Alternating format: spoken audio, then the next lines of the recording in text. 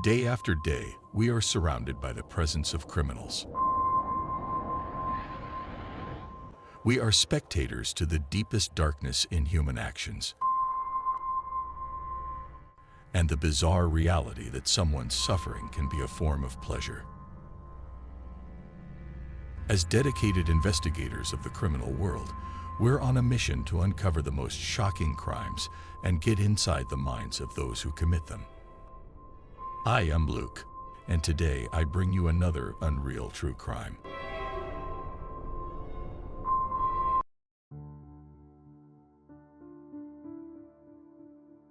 The horrible story of Marlene Warren.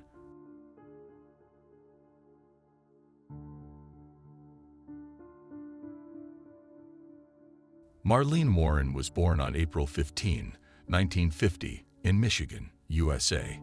Growing up without a father, she dreamt of having a large and close-knit family from a young age. This dream soon became a reality when she married a man named John, with whom she had 2 children.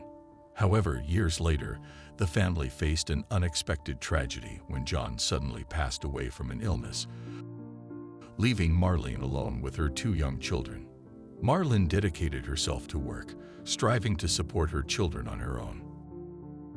6 years after her husband's death, Marlene met a man named Michael Warren. They soon married, and Michael was involved in the used car business. After marrying, he started his own business in this sector. By this time, Marlene was earning good money and chose to invest in Michael's business, also assisting in its management. The business thrived, and the couple expanded it, buying several properties to rent out, improving their financial situation significantly. The family moved to Wellington, a luxurious suburb of Miami, where they bought a large house. Although their life seemed almost perfect, another tragedy struck in 1988 when Marlene's eldest son died in a car accident, deeply affecting her and her younger son, Joseph. After her son's death, Marlene considered selling the rental properties.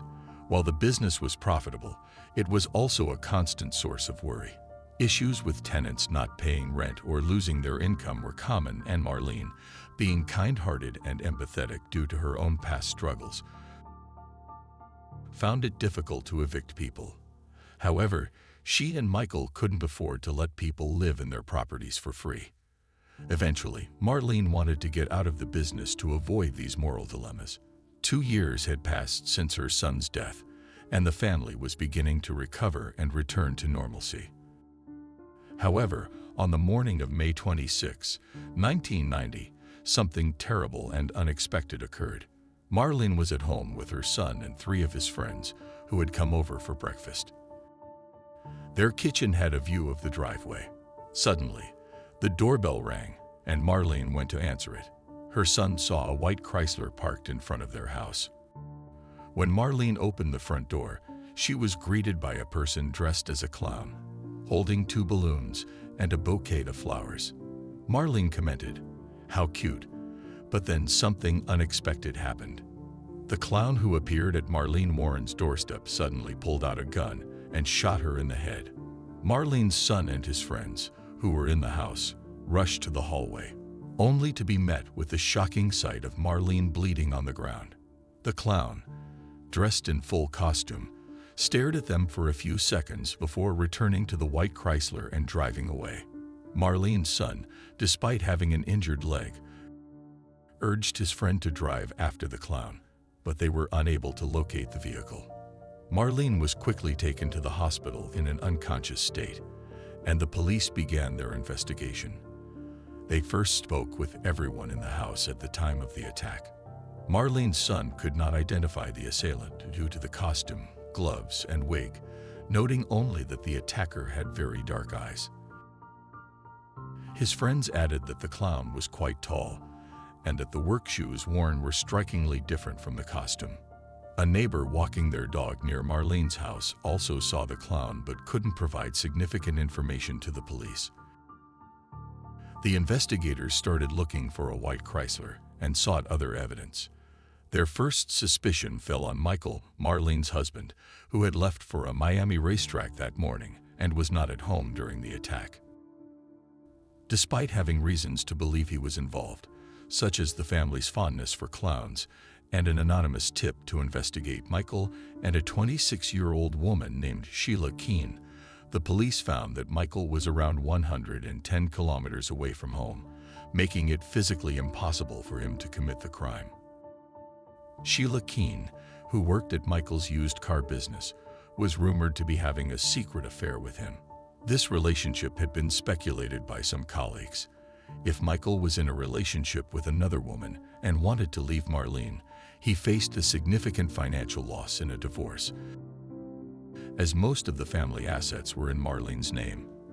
Despite the lack of concrete evidence linking Michael and Sheila to the crime, the police still considered their involvement probable. Given the disguise used by the assailant, the police considered whether Sheila could have been the clown. Witnesses couldn't confirm the attacker's gender, and Sheila was known for her assertive character. She handled clients who were late on rental payments, often needing to repossess cars, a job in which she was unyielding, and for which she carried a .38 caliber pistol, the same caliber used to shoot Marlene. After the bullet was removed from Marlene's head, it was determined to be from a .38 caliber gun, raising further suspicions about Sheila's potential involvement in the crime. The police revisited Sheila Keene to inspect her firearm, but Sheila claimed that her gun had either been stolen or lost months before Marlene Warren's shooting, leaving the detectives with no solid leads. During their investigation, they learned that Sheila was divorced and that after leaving her husband's house, Sheila moved into a rented apartment, and there were suspicions that Michael Warren, Marlene's husband, was paying for this accommodation. An interesting discovery awaited the police in their investigation regarding the whereabouts of the clown costume, balloons, and flowers used in the crime. 2 days before the attack on Marlene, a woman had entered a costume shop near Sheila's apartment. The shop was closed at the time, but the woman insisted on being served. She urgently requested a clown costume, a wig, face makeup, and a red nose. Despite being told to return the next day as the shop was closing, the woman persisted, and the employees eventually sold her the items. There were no surveillance cameras in the store, so the police had to rely on the employees' verbal description of the woman, who they described as tall and thin with dark hair. When shown photographs by the detectives, the employees indicated that the woman resembled Sheila. The investigation also traced the balloons and flowers to a supermarket located about a kilometer from Sheila's apartment.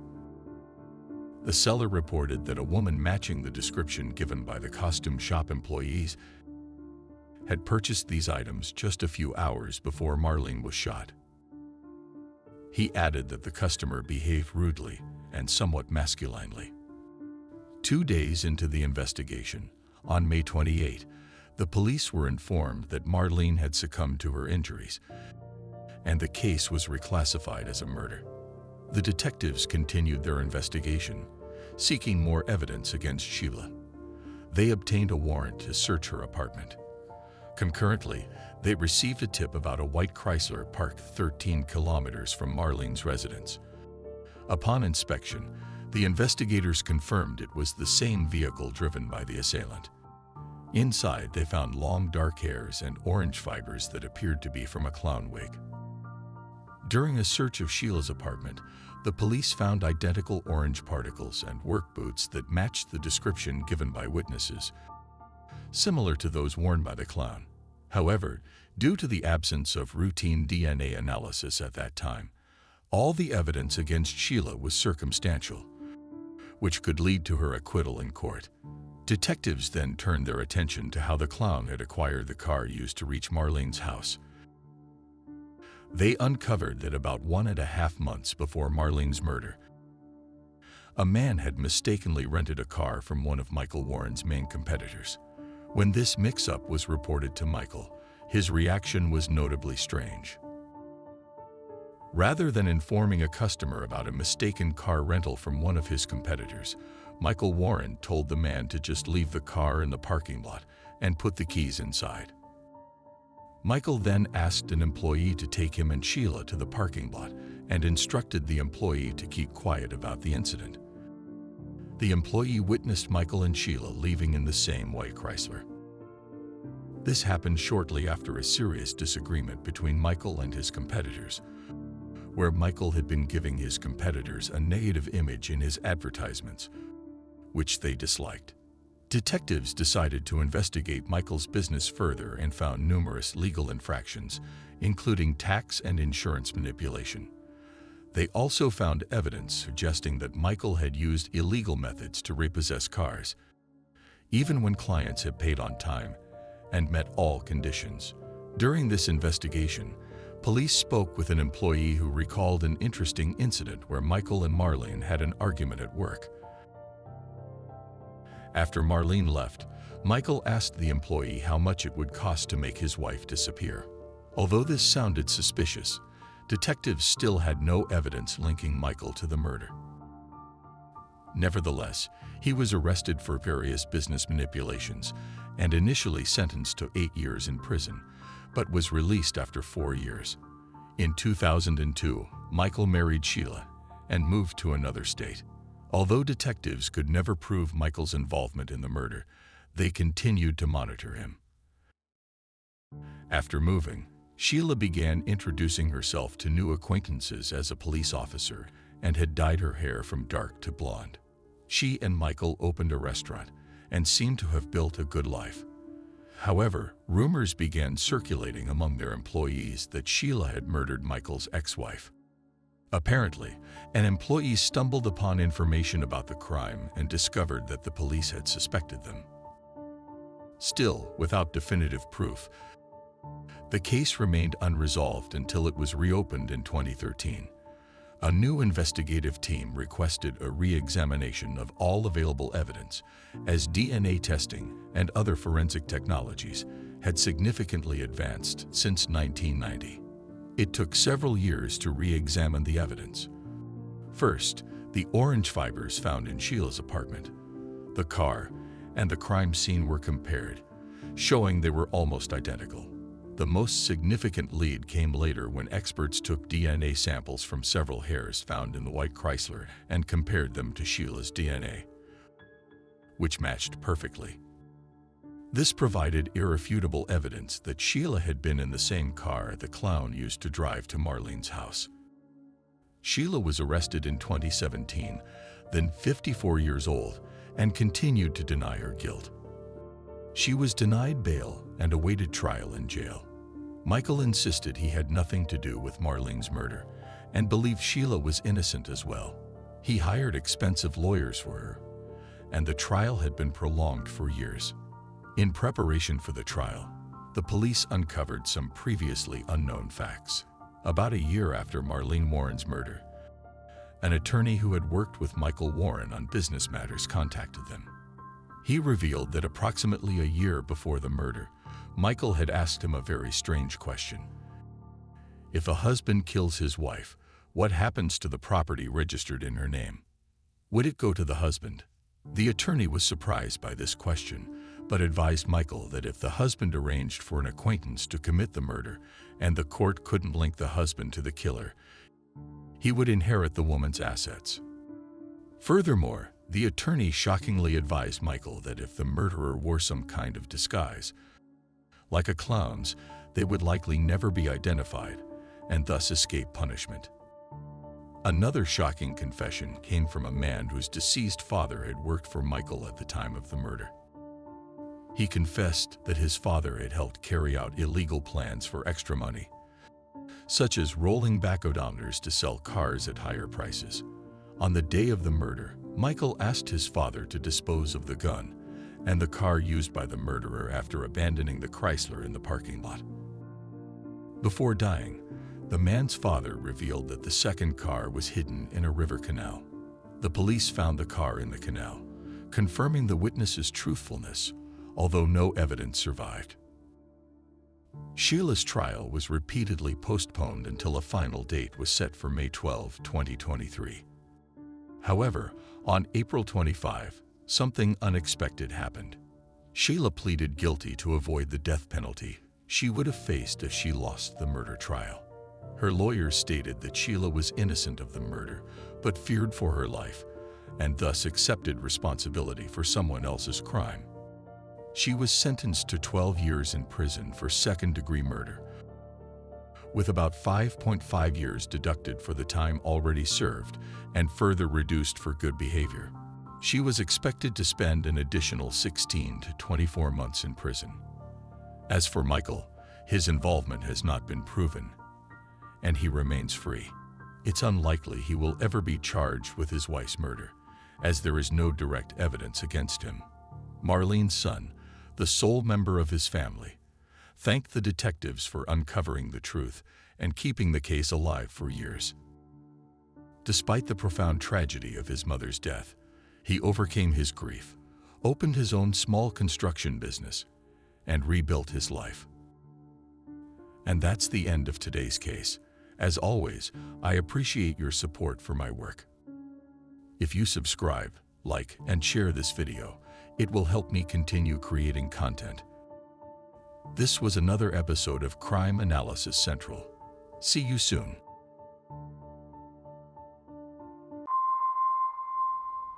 Every day we coexist with evil. We witness the darkest side of human behavior. The suffering caused by one individual to others is something inherent in our society. As dedicated investigators of the criminal world, we're on a mission to uncover the most shocking crimes and get inside the minds of those who commit them. I am Lucas, and today I bring you another unreal true crime.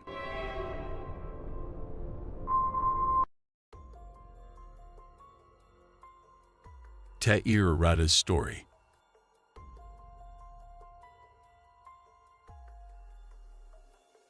Tair Rada was the pride and joy of Shemuel and Ilana Rada, inhabitants of the peaceful Katzrin, a short distance from Haifa in Israel.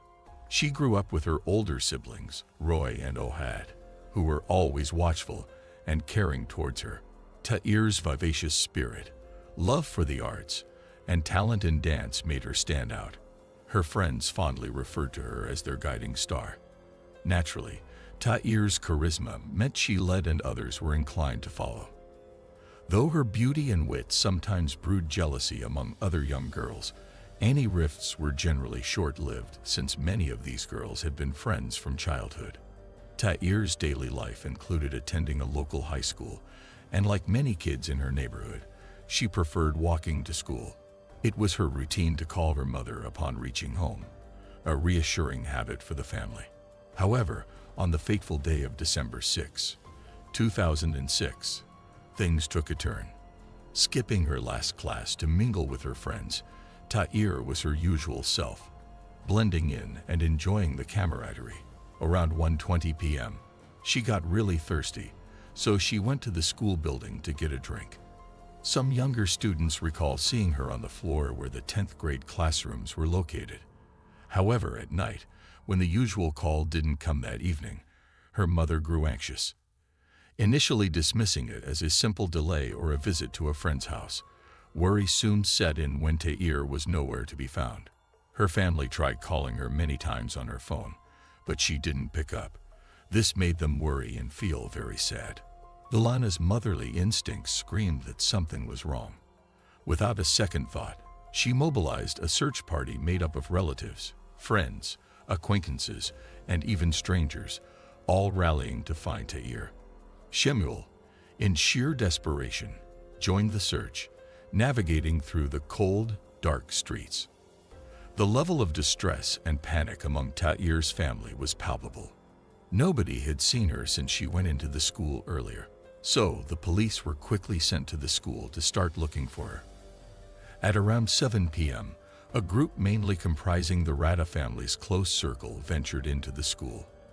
They searched through the dark hallways and rooms until they got to the girls' restroom for 10th graders.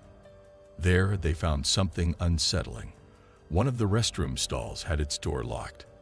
They saw feet inside, but when they called out, there was a spooky silence, and nobody responded. They used a nearby stall to help them look over, and what they saw was beyond belief. Tair was lying there, not alive, and it was clear that something terrible had happened to her. The walls and floor showed signs of something really scary. She had injuries that were proof of a violent attack, and it was clear that her last moments were filled with fear. The shocking discovery deeply shocked the whole community. Shmuel, who was in a lot of pain, couldn't get close to the crime scene because of how horrifying it was. Tair's brother was so upset that he had to be held back. Everyone in the community was really upset and angry. They couldn't understand how something so terrible could happen in a place where children were supposed to be safe. Parents were worried about their kids' safety and talked about whether it was safe to send them back to school. For a while, the school became a place where a crime had happened, and all the normal classes and activities had to stop. People were confused because the police were searching in a wider area instead of concentrating on the school, which is what the locals thought they would do. The police were talking to people to find out where Tair had last been. 2 people who knew her said they saw her go up the school stairs by herself, without anyone following her. Many students reported being in the restroom around the same time frame as Tair, with several pointing out peculiar occurrences. In the span of 40 minutes, an estimated 10 to 12 girls used the restroom. Yet the police chose to interview only a handful. What struck investigators as particularly odd was how amidst this constant traffic, no one seemed to have witnessed or heard the violent act that took Tair's life. Some students noted anomalies, like the presence of an unfamiliar girl with curly hair. One of Tair's friends, who was confident she knew most of the student body, couldn't recall seeing this girl either before or after that day. Although the mystery girl wore a school shirt, she was perceived as a new student.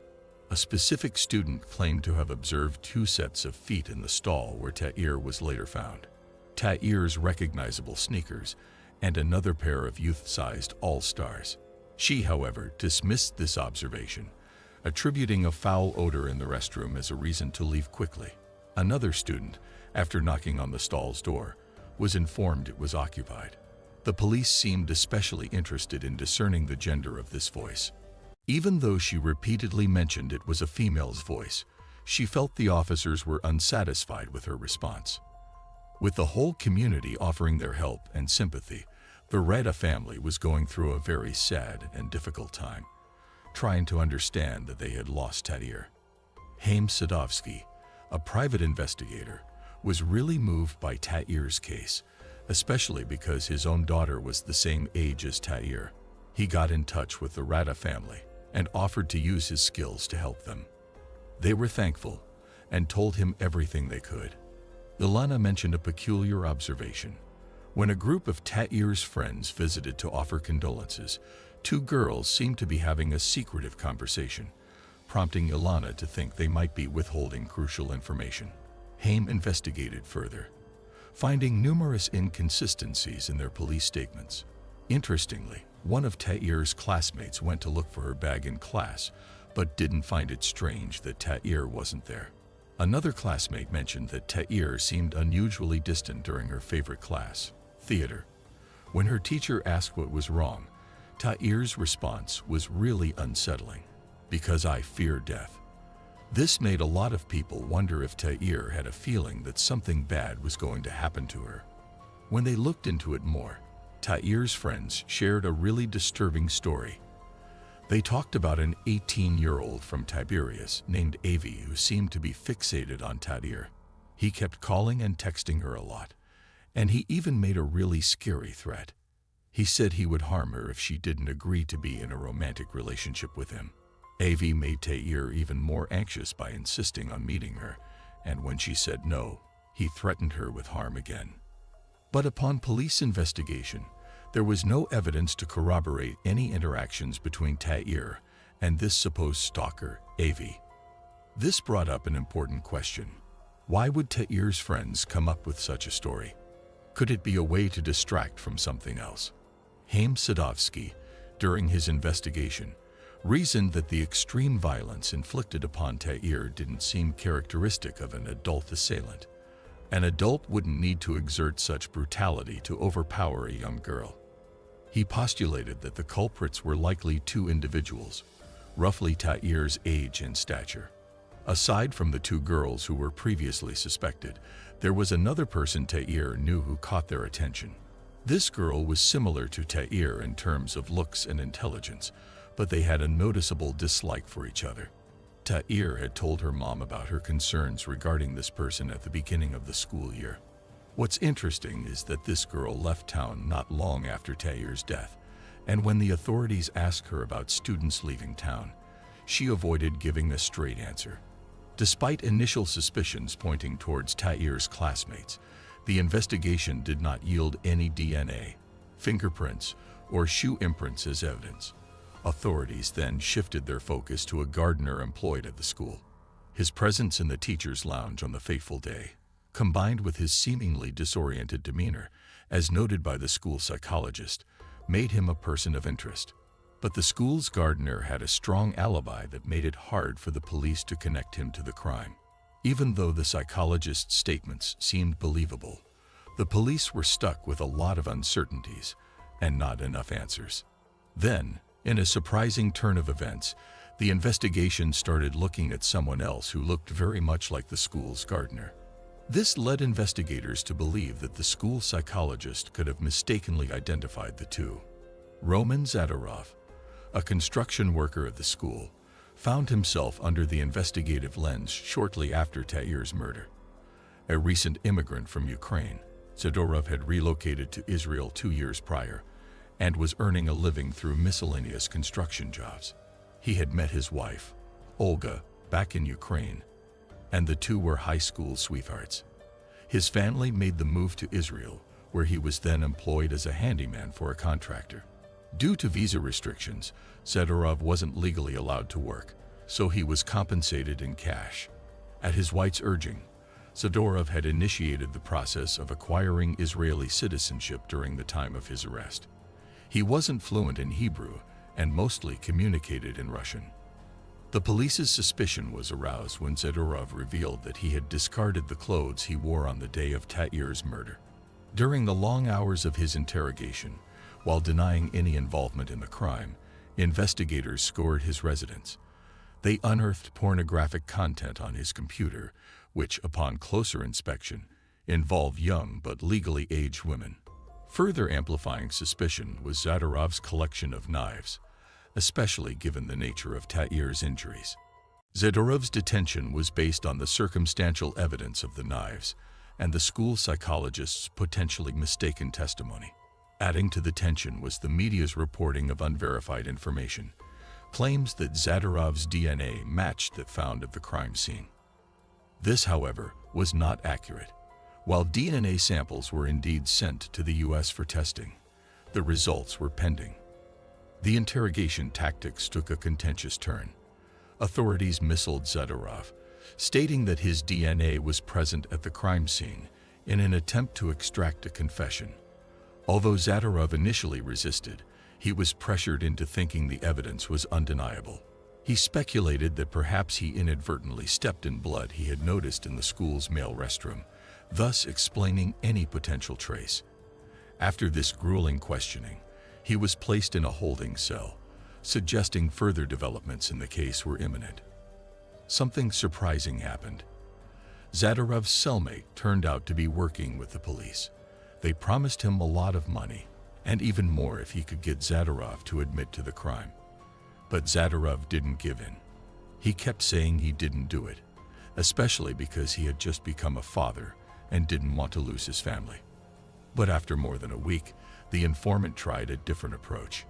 He made Zadorov believe that the evidence against him was really strong, and his best chance to get a shorter prison sentence would be to admit to a lesser crime like manslaughter.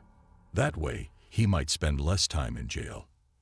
Under significant pressure, and with the informant's guidance, Zadorov was led to believe that he might have acted in a fit of uncontrollable rage, a side effect of feeling marginalized as an immigrant in Israel. Zadorov started doubting his own memory, pondering over past incidents where he acted out and later had no recollection of the event. Eventually, he mused, "Maybe I did kill her. If everything points towards me, perhaps I did it." Yet inconsistencies remained. Zadorov recalled working late on the day of Tair's murder and wasn't covered in any blood. His discarded trousers, which had been a point of suspicion, were thrown away due to their uncomfortable fit, not any purported bloodstains. Without Zadorov knowing, his talks in the prison cell were being recorded. Taking advantage of Zadorov's growing uncertainty, the investigators convinced him to act out what happened during a crime at the school, and they recorded everything on video. The authorities thought this was the proof they needed. Later, in a press conference, they said they had caught Tair's killer and suggested that a small argument over cigarettes had made Zadorov react violently. However, Tair's family and friends challenged this narrative. They desired more concrete forensic evidence. They felt in their core that Zadorov wasn't the actual perpetrator.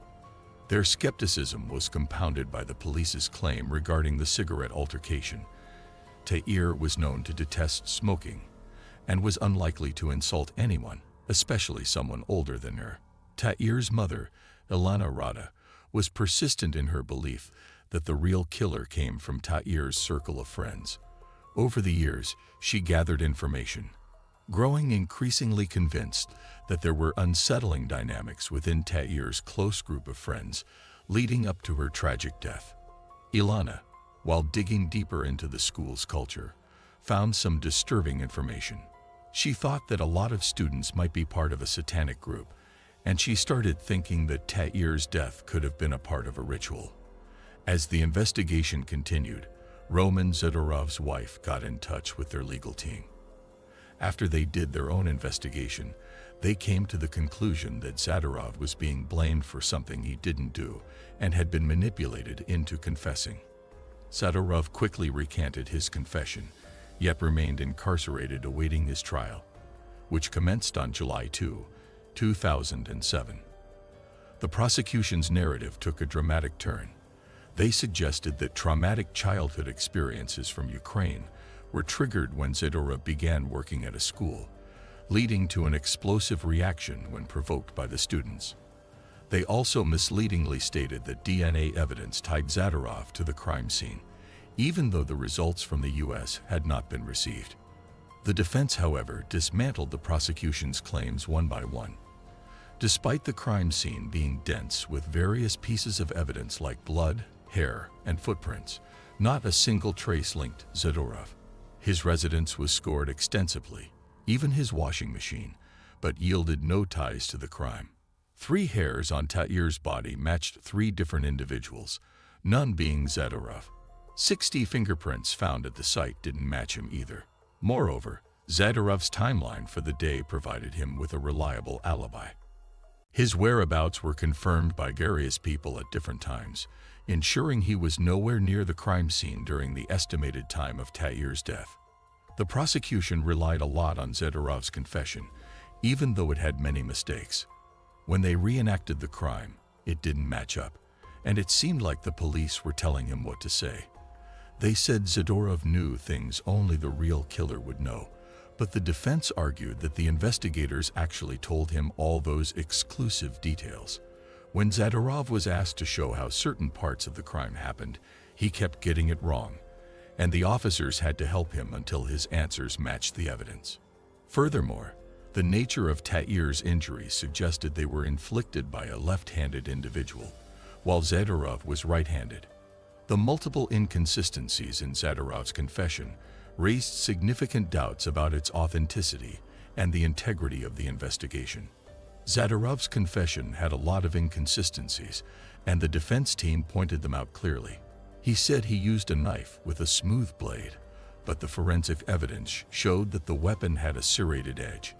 To make things more confusing, during the reenactment of the school, Zadorov took the officers to the wrong restroom.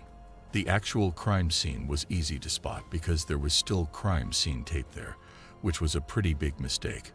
Also, when Zadorov showed how he escaped from the restroom cubicle, it didn't match the evidence at the crime scene.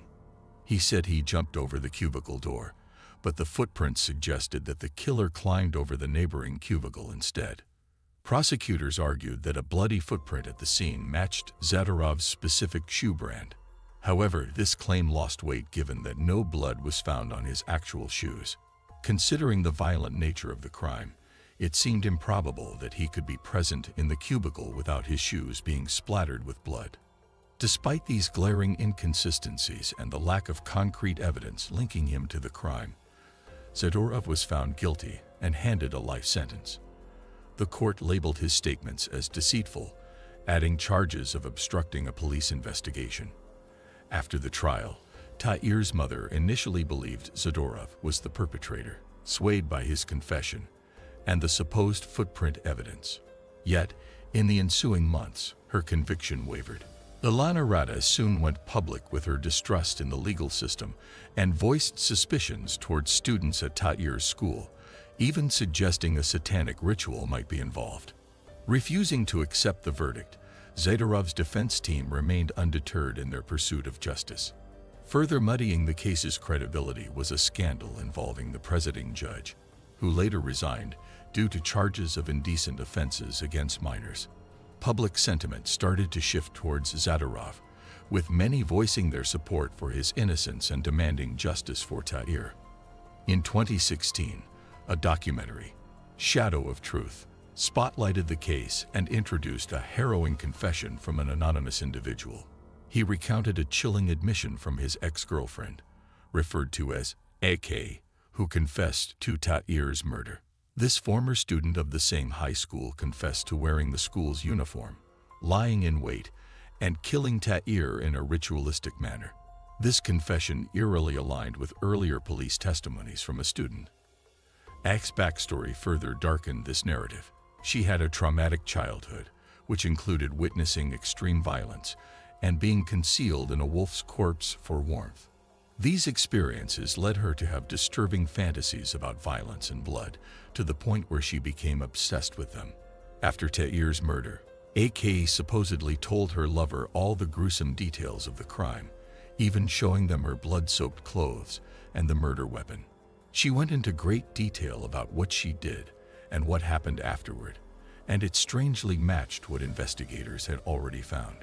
Bringing back these unsettling claims and stories only added to the complexity and uncertainty of the case. In the dark aftermath of Tair's murder, AK stayed close to the lifeless body, hiding until it was safe to leave.